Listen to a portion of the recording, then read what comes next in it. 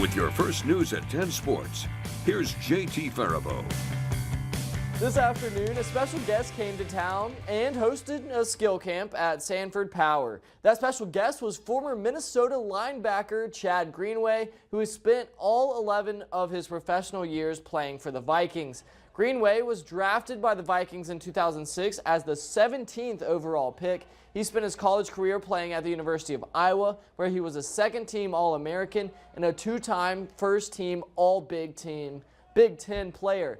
During the camp, athletes worked at 7 different stations, focusing on a combination of skills and drills to help improve their game. Chad was there to sign autographs, take pictures, answer questions, and even spent a little bit of time playing quarterback for the kids. It's fun. You get to do like these exercises that most of the time you would never do, but it's just like you can see them.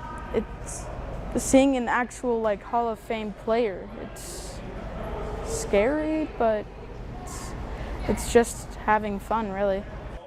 While he's not actually a Hall of Famer, or not yet anyways, Greenway does have an impressive resume, which includes being a 2-time Pro Bowler and being named 4 times Man of the Year by the Minnesota Vikings. Greenway comes out of Mount Vernon, South Dakota, where his career began as a 4-sport athlete. The reality is like athletes come from everywhere. It doesn't really matter what the size of your town, or it's about your will to want to be good, your persistence in wanting to be good and just overcome any odds that might be in front of you. And odds might be injury, odds might be from a small town, odds might, North Dakota, South Dakota, whatever it is everybody has some level of odds. Like can your persistence and how you think and how you attack workouts and how you attack sports and your will to want to improve and get better, and that's just everything. So I think just to try to relate to that, not only to the kids, but to the parents, to say there is a reality that this could happen. Greenway has spent some time working with Sanford, hosting camps like this in Sioux Falls, Fargo, and now Bismarck. Chad says that the facilities like the one we were at today is state-of-the-art and is something that certainly should be taken advantage of by young athletes and their parents. What Sanford's doing for communities like Bismarck and Mandan and the surrounding area, and just providing kids an opportunity like a first-class training facility like this, really is tremendous and sets the bar. And it creates so many opportunities for kids that didn't exist before Sanford brought this here. So just kudos to Sanford. I've been so proud to work with them since 2006 on just a bunch of different projects. And I think if you're not taking advantage of Sanford Power, like, do it now and really give your kid the greatest opportunity.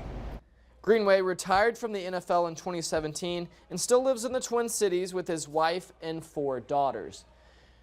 Out of the 129 games the Minnesota Twins have played this season, none of them have been played against the St. Louis Cardinals outside of the series that these two teams are currently in. It was the final game of this series this afternoon at Target Field, and the winner of this one will take the series. Leading off for the Twins in the top of the first is Willie Castro, and on the 2-1 pitch, he does this. He drives this ball up the right field line, and it is gone.